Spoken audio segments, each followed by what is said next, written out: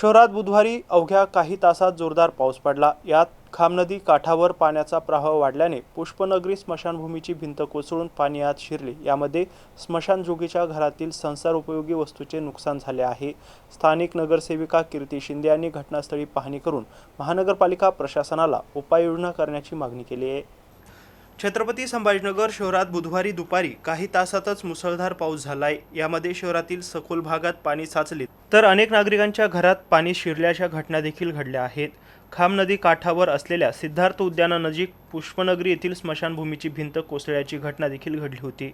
त्यामुळे नदीपात्रातील सर्व पाणी स्मशानभूमीत शिरून संपूर्ण परिसर जलमय झाला होता। या पाण्यामुळे स्मशानजोगी गोविंद गायकवाड यांच्या घरात पाणी शिरल्यामुळे घरातील संसार उपयोगी साहित्य आणि इतर सामान पाण्यात गेले होते। या घटनेत गायकवाड यांचे मोठे नुकसान झाले असल्याची माहिती समोर आली आहे। या घटनेची माहिती मिळताच स्थानिक नगरसेविका कीर्ती शिंदे यांनी घटनास्थळी भेट देऊन पाहणी केली आहे आणि महानगरपालिका आपत्ती व्यवस्थापन विभाग यांच्या अधिकाऱ्यांना बोलवून घेत त्वरित उपाययोजना राबवण्याची मागणी केली आहे। स्मशानभूमीत चौबाजूने पाणी साचले असल्याने अंत्यविधी करणाऱ्या टीन शेड भोवती तळे साचले होते। पुष्पनगरी स्मशानभूमी शहरातील वर्दईचे स्मशानभूमी असून या ठिकाणी अंत्यविधी क्रिया करण्यासाठी शहरातील मध्यवर्ती जुन्या भागातील लोक येत असतात। त्यामुळे या ठिकाणी त्वरित भिंत बांधून पावसाचे पाणी आत शिरणार नाही याबाबत उपाययोजना करण्यात याव्या अशा सूचना नगरसेविका शिंदे यांनी केल्या आहे।